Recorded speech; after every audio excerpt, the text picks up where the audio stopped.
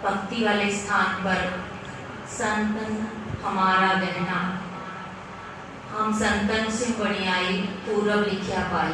पूरब लिखे पूर्व जन्मों के अच्छे कर्म ही तो हैं जो आपको लेकर आए हैं इस मानसरोवर की धरती पर। क्यों बाबा जी ने मानसरोवर ही चुना, क्यों आकुर्डी स्थान ही चुना मानसरोवर बनाने के लिए? मौनी बाबा जी की स्वयं लिखाई हुई मेरे लालन की शोभा में जिन भी भक्तों ने पढ़ी है, बाबा जी से जो जुड़े हुए हैं, बाबा जी ने खुद अपने हाथों से इसमें लिखाया है कि अद्दी अम्मा जो थी पूर्ण संत माता राधाबाई पिंपरी की संत हुई हैं। उनकी बड़ी इच्छा थी, वो हमेशा बाबा जी से विचार विमर्श करती थी कि एक ऐसा स्थान हो, एक एकांत स्थान पर कि जहाँ जाके मन रम जाए, जंगल में ऐसा स्थान हो जहाँ पर भक्ति की जा सके। तो बाबा जी हमेशा सोचते थे। इस स्थान को फाइनल करने से पहले भी बाबा जी ने बहुत सारे स्थान देखे। तलेगांव से आगे कामशेत पर भी कहते हैं कोई ऊपर पर्वत के पास कोई स्थान देखा था पहाड़ पर, वो भी फिर वो जमा नहीं, क्योंकि इसी स्थान पर ही होना था, इसी स्थान पर ही मानसरोवर बनना था। ये हम सबके अच्छे भाग्य थे, नसीब थे कि संत जोगिंदर सिंह नगरी यहीं पर बननी थी। उस संत की ओट में हम आए हैं। प्रभु जी कहते हैं कि हम संतन की रेन प्यारे, उन संतन के चरणों की धूड़ बनना चाहता हूँ। कैसे संतों की? जो पूर्ण ब्रह्म ज्ञानी है, मौनी बाबा जी के जैसे संत, जिसकी ओट में आने के बाद फिर जन्म मरण का दुख नहीं रहता। ऐसे संतों की ओट में, शरण में जब हम आते हैं ना, तो परमात्मा बोलता है कि तेरा जो लेखा है वो भी धर्मराज को फाड़ना पड़ता है। जब हम मेले में पिता किसी बच्चे को लेके जाता है तो क्या करता है? छोटे बच्चे की उंगली पकड़ लेता है।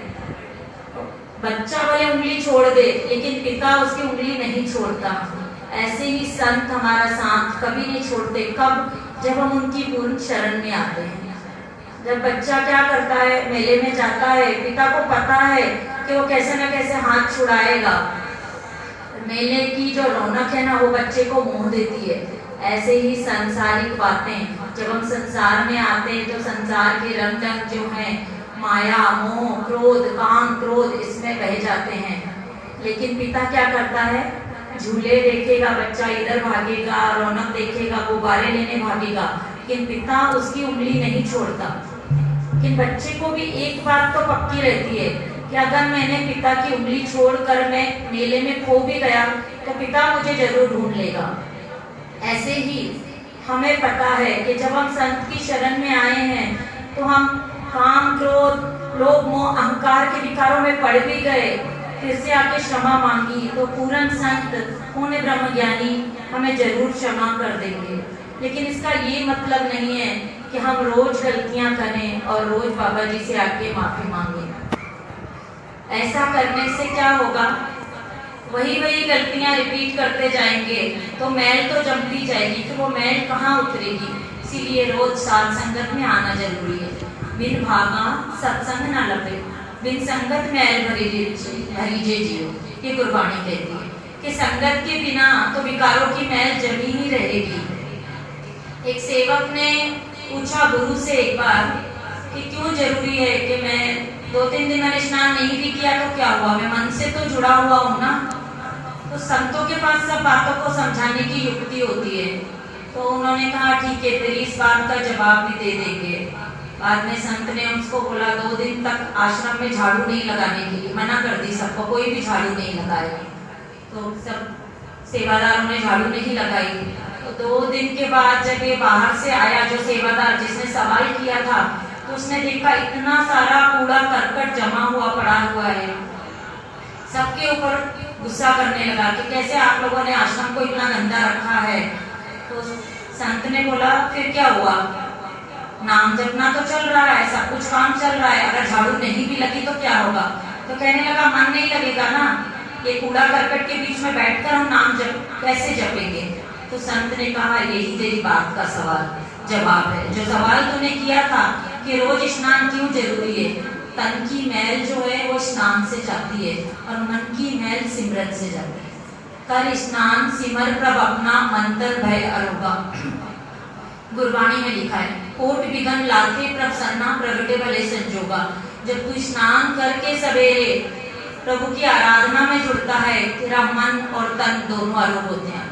वैज्ञानिक दृष्टि से भी देखेंगे तो सुबह अमृत वेले के स्नान का बहुत महात्म बताया है कि बहुत सारे जीव जंतु जो उस वक्त पानी की सतह के नीचे बैठे होते हैं, तो उस वक्त जो स्नान किया जाता है वो काफी फलदायक होता है, रोगों से मुक्त कर देता है, ऐसा वैज्ञानिक दृष्टि से भी बताया है। तो कर स्नान सिमर प्रवक्ता, स्नान करके ही तो संतों के पास सब बातों की जुड़ती है। जब तुम संत की ओट में आओगे, संत हमारी ओट सताणी संत हमारा गहना, हम संतन स्यों बणियाई पूरब लिखिया पाई। मेरे पूरब लिखे का कोई अच्छा कर्म है, इसीलिए तो मैं संत के साथ है। संतन स्यों मेरी लेवा देवी, मेरा जो लेना देना, मेरा जो व्यवहार है ना, अब सिर्फ संतों के साथ है। और संत किससे जुड़े हैं? परमात्मा से। बाबा जी को कोई कुछ बोलता था, शिकायतें करता था इधर उधर सेवादारों की, मुनि बाबा जी का एक ही जवाब था, वो अपना कर्म कर रहा है, तू अपना कर्म कर। कितनी बड़ी बात बोल दी, एक ही बात कि दूसरों के कर्मों में नहीं जाना। लेकिन हम इंसान हमेशा कहीं भी जाए, हमें अपने से ज्यादा दूसरों की पड़ी रहती है। एक औरत गुरुद्वारे आती थी, वो हमेशा देखती थी सब बातें करते रहते हैं, सिमरन के बाद बाहर रुकते हैं, इसकी उसकी बातें करते हैं, कोई लड़ाई करता है, कोई हंसता है, कोई बोलता है। वो धार्मिक स्वभाव की थी, उसका मन खिन्न हो गया, कहने लगी ग्रंथी जी को आके एक दिन कि कल से मैं गुरुद्वारे में आऊंगी, घर में सिमरन करूंगी। उन्होंने कहा माता जी क्या बात हो गई, जो आपका मन खराब हो गया, क्या बात हुई? तो कहने लगी यहाँ पर लोग सेवा करने सिमरन करने कम आते हैं, इधर उधर की बातें करते हैं, कोई लड़ाई करता है, कोई कुछ करता है, तो मेरा मन नहीं लगता। तो मैंने सोचा कि मैं नहीं आऊंगी। अब उसे समझाना बहुत जरूरी था, तो उन्होंने कहा ठीक है, आप कल, मैं इस बात का जवाब आपको दे देता हूँ, एक बार कल का दिन आइए, उसके बाद आपको नहीं आना तो आपकी मर्जी।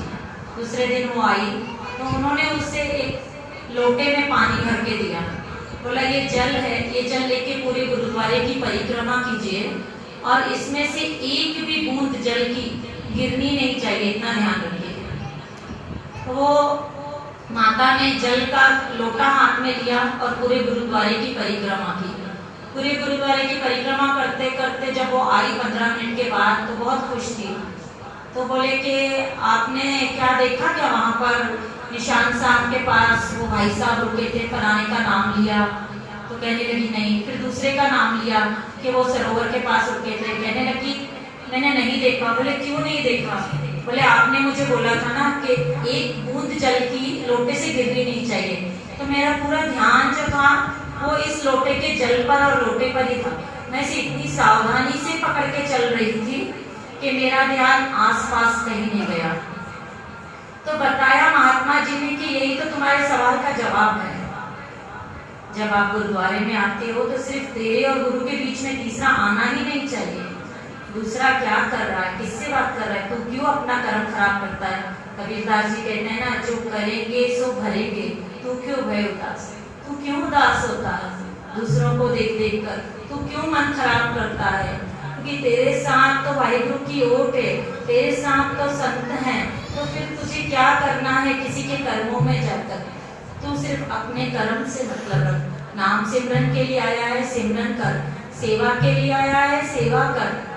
लेकिन इंसान है, इंसानों को ये सब जो काम क्रोध, हम बोलते हैं कि हम संत नहीं हैं, कहीं ना कहीं कोई चोट लग जाती है, आहत हो जाती है, तो फिर वहां पर मन खिन्न हो जाता है। लेकिन उन्हीं के लिए तो संत आते हैं संसार में, वही हमें बताते हैं कि दीन दुनिया से परे तुम्हें सिर्फ नाम सिमरन और इनसे ही जुड़ना है।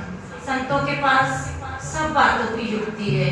एक लड़का आता था संगत में, कहने लगा मेरा मालिक मुझे बहुत गुस्सा करता है बाबा जी, मुझे बहुत, उसका नाम राम था। कहने लगा जब देखो जब राम इधर आ जा, राम नालायक इधर आ जा, ऐसे गालियां दे दे के मुझसे बात करता है, रोज मुझे कोसता है, इतना कोसता है, इतना कोसता है, मैं बहुत काम करता हूँ फिर भी वो मेरे से हमेशा नाराज रहता है, मैं क्या करूँ? तो संतों ने कहा कुछ मत कर, आज से हम तेरा नाम ही बदल देते हैं, आज से तेरा नाम राम नहीं है श्याम है। अब वो राम को गालियां देगा, देने दे, तू तो श्याम बन गया आज से। तो ऐसे संतों के पास सब बातों की युक्ति है कि कोई कुछ भी बोले पर तुम्हें अपने कर्म से कर्म रखना है। 100 बातों की एक ही बात, यही बात ब्रह्मज्ञानी मुनि बाबा जी ने बताई कि सिर्फ नाम जपो, वाहिगुरु नाम सिमरना। बाबा जी कहते थे मेरा काम है नाम जपना और जपाना, कि संसारिक बातें, दुनिया भर की बातें मुझसे कोई भी ना करे। यही संदेश दुनिया को दिया, टकसाल बनाई, हम सबको नाम वाणी से जोड़ा। तो हमने भी यही देखना है कि हम क्या करने आते हैं, और नाम जपना और जपाना है। वाहिगुरु जी की कृपा से बाबा जी का 100वां जन्मदिन 23 तारीख को आ रहा है। सारी संगत ने मिलके उपराला करना है, जितने भी वाहिगुरु वाहिगुरु के सिमरन हो सके वो करके बताना है, ताकि सबकी सामूहिक रूप से अरदास हो सके। रोज आया करो, संगत में आने का बहुत महत्व है। संगत में एक का फल सबको मिलता है। अगर एक जपजी साहब होता है, संगत में 25 लोग बैठे हैं, एक एक को 25-25 जपजी साहब का फल मिलेगा। इसीलिए घर में नाम जपना आपको नमस्कार है जो जपते हैं बहुत, लेकिन संगत में आने का फल अश्वमेध यज्ञ के जितना है। जहाँ भी संगत हो जाया करो, गुरु बाबा से जुड़ा करो, वाहिगुरु जी का खालसा, वाहिगुरु जी की फतेह। ये सारे जो इस स्थान का नियम है, वाहिगुरु सिमरन से जुड़ेंगे 10 मिनट के लिए।